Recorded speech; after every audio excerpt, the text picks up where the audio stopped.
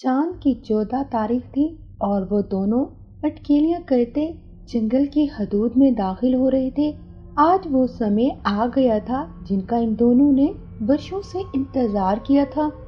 इन दोनों की मंजिल जंगल में मौजूद भोलेनाथ का मंदिर था। वह बड़ी तेजी से आगे बढ़ रहे थे और फिर आखिरकार दोनों मतलूबा जगह पर पहुंच चुके थे। वो दोनों रेंगते हुए मंदिर में दाखिल हो गए और एक तरफ होकर काले पत्थर के पास बैठ गए। अभी आधी रात होने में कुछ समय पड़ा था। उनमें से एक ने अपने गोल गोल आंखों से दूसरे की तरफ देखा। उसकी आंखों में खुशी की चमक वाज़ेह दिखाई दे रही थी और फिर वो दोनों आपस में लिपट गए। मंदिर की छत पर मौजूद रोशनदान में से चांद की किरणें सीधी उन दोनों के शरीरों पर पड़ रही थी और वो मस्त हुए जा रहे थे। और फिर वो समय आन पहुंचा जिसका उन्होंने कई वर्षों से इंतजार किया था।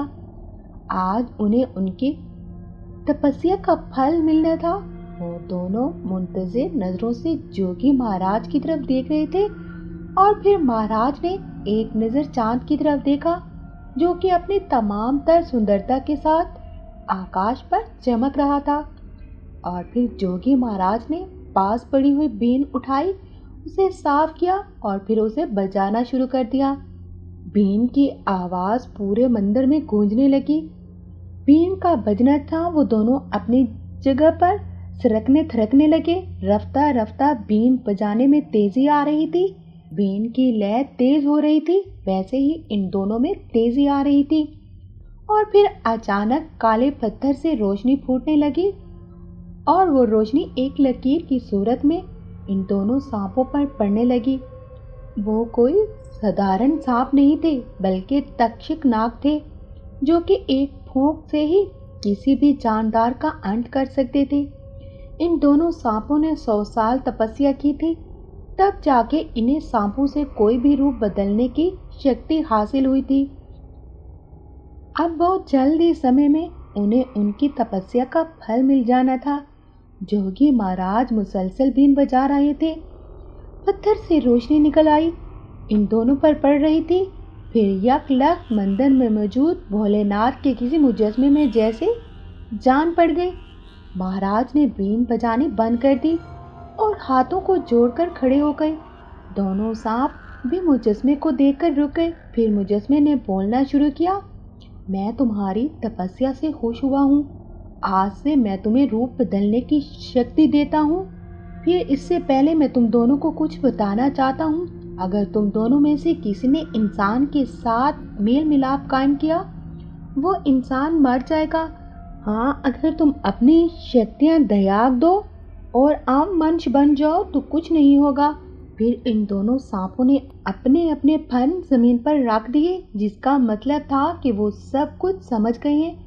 और फिर भोलेनाथ के मुजस्मे ने अपना हाथ उन दोनों की तरफ किया तो सफेद रंग का धुआं सा निकलने लगा। धुएं ने आहिस्ता आहिस्ता इन सांपों को अपनी लपेट में ले लिया। कुछ ही समय बाद जब धुआं खत्म हुआ तो वहां सांप नहीं बल्कि दो इंसानी वजूद थे, एक मर्द और एक औरत।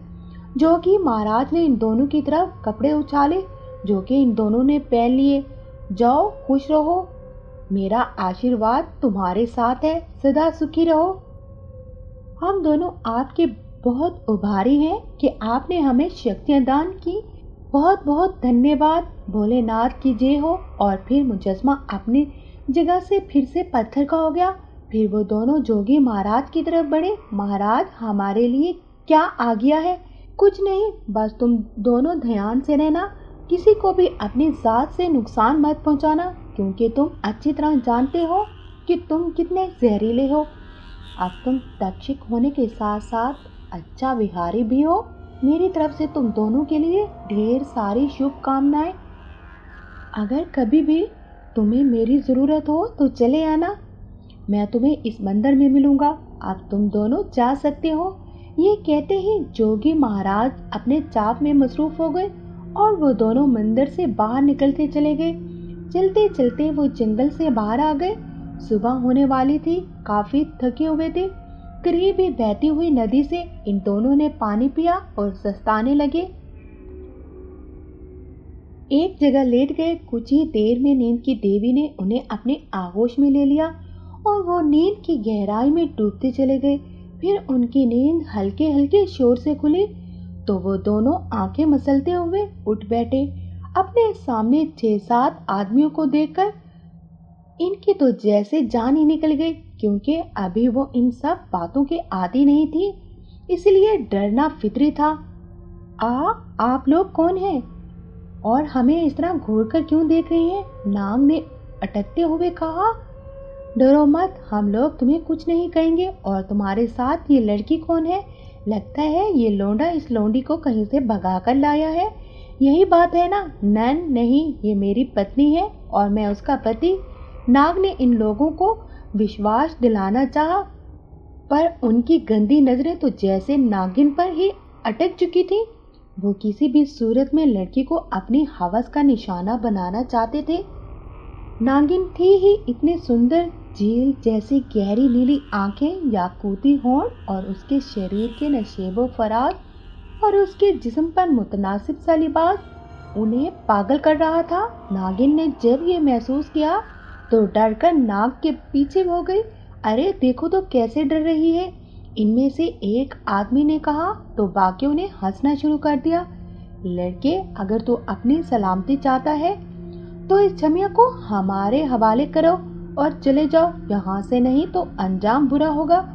देखिए, हमारे आप लोगों से कोई दुश्मनी नहीं है। हमने आप लोगों का क्या बिगाड़ा है? हम तो कुछ देर के लिए आराम की गर्ज से यहाँ लेटे थे। अगर आप लोगों को बुरा लगा है तो हम यहाँ से चले जाते हैं। नाग ने इन लोगों को समझाने की बहुत कोशिश की, मगर वो थे कि समझ ही नहीं रहे थे। नाग चाहता तो इन लोगों को पल भर में जलाकर राख कर देता या फिर उन्हें डस लेता, मगर वो जल्दबाजी नहीं करना चाहता था। लगता है ये लोग ऐसे नहीं मानेंगे, इनका तो कुछ करना होगा। नागिन ने नाग के कान में सरगोशी की। ठीक है, आप लोग हमसे मुकाबला करें। नाग ने उनकी तरफ देखते हुए कहा। मुकाबला, और वो भी तुमसे? एक छोकरे, क्यों समय से पहले मौत के मुंह में जाना चाहता है? अभी भी समय है, चला जा यहाँ से। इन लोगों को पता नहीं था उनके मुकाबिल कौन खड़े हैं। अगर इन्हें इस बात का पता होता तो वो कब के यहाँ से भाग चुके होते। अरे ये कैसे चिल्लाया जा रहा है? अब की बार नागिन ने आगे बढ़कर कहा, तुम लोगों में इतनी शक्ति है तो मुझे छू कर देखो। नागिन ने 2 कदम आगे बढ़ते हुए कहा, ठीक है, इसकी ये इच्छा भी पूरी करता हूँ। इनमें से एक आदमी ने आगे बढ़ते हुए कहा, और जो ही उसने नागिन को छुआ तो नागिन ने एक जोरदार फंकार मारी और अगले ही लम्हे वो आदमी उड़ता हुआ करीब दरख्त से जा टकराया। अब उसकी चीखें पूरे जंगल में गूंज रही थी। ये देखकर वो सब हैरान हुए, मगर अगले ही लम्हे सब के सब नागिन की तरफ बढ़े। अब की बार नाग ने आगे होते हुए कहा, शायद तुम लोग जानते नहीं हो हम क्या हैं और तुम लोगों के साथ क्या कर सकते हैं। मगर इन आदमियों ने नाग की एक ना सुनी और आनन फानन तेजदार खंजर नाग के पेट में घोंस दिया। ये अचानक की हुआ था, जिससे नाग को खुद का बचाव करने का मौका ही नहीं मिला था। नागिन फटी फटी निगाहों से कभी नाग को देखती तो कभी इन आदमियों को, जिन राक्षसों ने पल भर में सब कुछ खत्म कर दिया था। अभी तो उन्होंने जी भर कर प्रेम भी नहीं किया था। नाग नागिन चीखती, इन लोगों ने नाग को छोड़ दिया। जालमो, ये तुम लोगों ने क्या कर दिया? हमने तुम लोगों का क्या बिगाड़ा था? नागिन ने नीचे बैठकर नाग का सर अपनी गोद में ले लिया। नाग, अपनी आंखें खोलो, देखो तुम्हें कुछ नहीं होगा। मैं तुम्हें कुछ नहीं होने दूंगी। पापियों, मैं तुम सबको मार डालूंगी। अब तुम्हें मुझसे कोई नहीं बचा सकता। नाग, मुझे छोड़कर मत जाना, मैं तुम्हारे बगैर नहीं जी पाऊंगी। नागिन, मेरे पास समय बहुत कम है। तुम इन राक्षसों का अंत करना, इन लोगों को इबरत का निशान बना देना। ये अजियत के पहाड़ तले दबे रहे, मौत इन पर कहका लगाते रहे। तुम्हें हमारे प्रेम की कसम, इन्हें छोड़ना मत। नाग, मुझे वचन दो कि तुम मेरी मौत का बदला लोगी। नाग ने अटकते हुए सांस से कहा, बोलो नागिन। हाँ, मैं तुम्हें वचन देती हूँ। कि मैं इनको ऐसे तड़पाऊंगी कि नर्क में भी ये सब मेरे नाम से कांपेंगे। और फिर नाग ने नागिन की गोद में ही दम तोड़ दिया। नागिन रोती बिलखती रही, मगर नाग मर चुका था और भला कभी मरे हुए भी कभी लौटे हैं। नागिन ने एक कहर बरसाती नजर से इन जालिमों की तरफ देखा जो कि अब भी इधर ही खड़े थे और नागिन को ही तके जा रहे थे। तुम लोगों ने बहुत बुरा किया है, जिसकी सजा मैं तुम सबको दूंगी, और ऐसी सजा दूंगी जो कि आने वाली नस्लें भी याद करेंगी। मैं कोई साधारण नागिन नहीं हूँ, बल्कि तक्षक और इच्छाधारी नागिन हूँ, जिसका ढसा तो दूर की बात, केवल फूंका ही जलकर राख हो जाता है। अपने पीछे देखो। और जब इन लोगों ने मुड़कर देखा तो जैसे सांस लेना भूल गए। उन्हें अपने आंखों पर यकीन ही नहीं हो रहा था। वो नाग की मौत देखने में अपने साथी की खबर लेते ही भूल गए थे, जिसको नागिन ने फंकार से उड़ा दिया था। अब वहां उसकी जली हुई लाश पड़ी थी, जो कि बहुत ही भयानक लग रही थी। वहां पर मौजूद दीगरों की ये हालत देखकर खौफ से कांप रहे थे। उन्होंने अब यकीन हुआ था, और फिर जैसे उन्होंने पीछे मुड़कर देखा तो उनके मुंह खुले के खुले रह गए, क्योंकि वहां अब ना ही नागिन थी और ना ही नाग की लाश। अरे अरे, ये कहाँ चली गई? सब हैरत ज़दा थे। अगर इस जगह खून के धब्बे ना हुए तो वो इसे ना मानते, मगर वहां खून के धब्बे बहुत वाजे थे।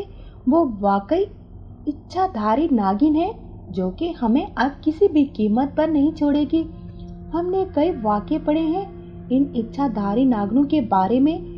ये अपने दुश्मनों को किसी भी कीमत पर नहीं छोड़ते, पाताल में से निकाल लाती हैं अपने दुश्मनों को। और भगवान, अब हम क्या करें?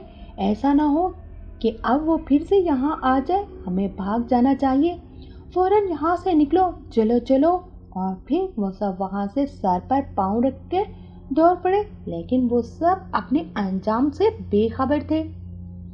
नागिन नाग के मुर्दा शरीर को लेकर भोलेनाथ के मंदिर पे फिर से आ गई थी। नागिन ने नाग के मुर्दा शरीर को भोलेनाथ के चरणों में रख दिया, और अब वो मतलाशी नजरों से जोगी महाराज को ढूंढ रही थी।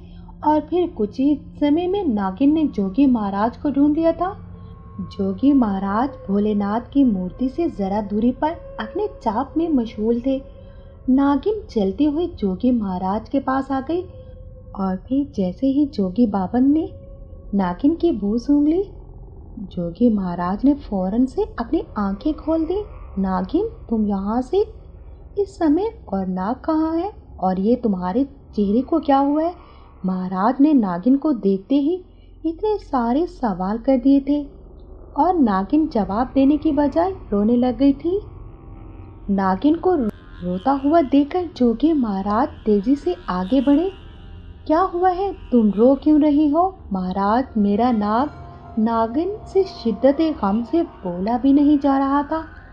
क्या हुआ नाग को? नाग है कहाँ? और फिर नागिन जोगी महाराज को भोलेनाथ की मूर्ति के पास ले गई, और नागिन ने रोते हुए उंगली से इशारा किया। और जब महाराज ने नीचे देखा तो जैसे भूचाल सा आ गया। उसे अपने पांव तले धरती खिसकती हुई महसूस हुई। ये सब कैसे हुआ? किसने किया ये सब? इंसानों ने, महाराज। नागिन ने रोते हुए कहा, मैंने तुम लोगों से कहा भी था कि इंसानों से बचकर रहना, उनके पास मत जाना, वो ऐसे ही संगदिल होते हैं। अरे वो इंसानों के सगे नहीं है तो तुम्हारे कैसे बनते? महाराज चिल्ला चिल्ला कर कह रहे थे। नहीं महाराज, हम लोगों ने इन लोगों को कुछ नहीं कहा था। और फिर नागिन ने रोते हुए सारी कहानी सुना दी महाराज को। सारी कथा सुनकर बाबा की आंखों में आंसू आ गए थे। इन लोगों ने तुम्हारे साथ बहुत बुरा किया, जिसकी सजा इन्हें जरूर मिलेगी। हाँ बाबा, मैं उनसे अपने नाग की हत्या का जरूर बदला लूंगी। नागिन ने अपने आंसू पोंछते हुए कहा, आपने कहा था ना बाबा कि किसी इंसान या किसी भी जानदार को नुकसान मत पहुंचाना। पहल उन्होंने की है, अब मैं उन्हें बताऊंगी कि दुश्मनी क्या होती है। मैं उन्हें कुछ नहीं कहूंगी। उन्होंने मुझसे जीवन साथी छीना है, मैं उनसे इनकी जिंदगी छीन लूंगी। मैं उनके लिए काल बन जाऊंगी। ठीक कहती हो तुम बेटी। जब भी कभी धरती पर रावणों ने जन्म लिया तो उनको मलिया मेट करने के लिए किसी राम ने भी जरूर जन्म लिया है। पर इस बार रावणों का अंत एक नागिन के हाथों होगा, मगर इसमें मुझे आपकी मदद की जरूरत है। नागिन ने बाबा से कहा, मैं तुम्हारी हर तरह से मदद करूंगा बेटी। बाबा ने कहा, आप मुझे अपने ज्ञान से ये बताएं कि वो लोग कौन हैं और कहाँ रहते हैं। ठीक है, अभी पता लगाते हैं। और ये कहकर जोगी महाराज ने अपनी आंखें बंद कर ली। कुछ समय वो इसी तरह बैठे रहे और फिर उन्होंने अपनी आंखें खोल दी तो उनके चेहरे पर हल्की सी मुस्कान थी। क्या हुआ बाबा, पता चला उनका? नागिन ने जल्दी से पूछा। हाँ, मुझे उनका पता चल गया है। तुम्हें अपने दुश्मनों को ढूंढने में ज्यादा तकलीफ नहीं उठानी पड़ेगी, बाबा ने नागिन को बताया। वो कैसे? मैं कुछ समझी नहीं। क्योंकि वो पास वाली बस्ती के रहने वाले हैं, जिनमें 3 आपस में रिश्तेदार हैं और बाकी 3 कोई और है। लेकिन तुम जरा संभल कर जाना, क्योंकि वो बस्ती वाले जंगल के करीब होने की वजह से सांपों के मुतालिक बहुत जानकारी रखते हैं, बाबा ने नागिन को बताया। आप फिक्र मत कीजिए बाबा, अब मैं बहुत जल्द इन्हें मौत से दो चार करूंगी। और मैं भी अपने नाक के पास, वो अभी मुकम्मल न कर पाई थी क्योंकि आंसू ने जैसे इसे बोलने ही नहीं दिया। आंसू की झड़ी उसके गाल को भिगोने लगी थी और बदले की आग अपने सीने में लिए राक्षसों का अंत करने वो मंदिर से बाहर निकल गई थी।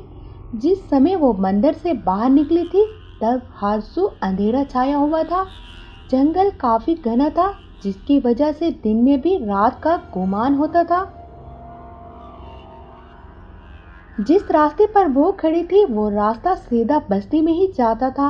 उसने जल्दी से अपनी आंखें बंद की और 2-3 गहरे गहरे सांस लिए और फिर अगले ही लम्हे वो सांप बन चुकी थी। अब वो तेजी से बस्ती की तरफ बढ़ रही थी। बस्ती के करीब पहुंचकर उसने अपना फर उठाकर चारों तरफ निगाहें दौड़ाई कि कहीं वो किसी की नजर में तो नहीं।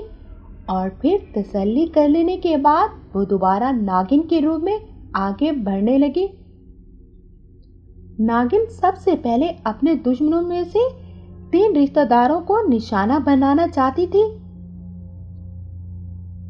अगर मैं इस रूप में उनके सामने गई तो वो मुझे पहचान लेंगे। मुझे रूप बदलकर उनके सामने जाना होगा। और अगले ही लम्हे वो एक सुंदर औरत के रूप में खड़ी थी। फिर वो चलती हुई बस्ती में दाखिल हो गई।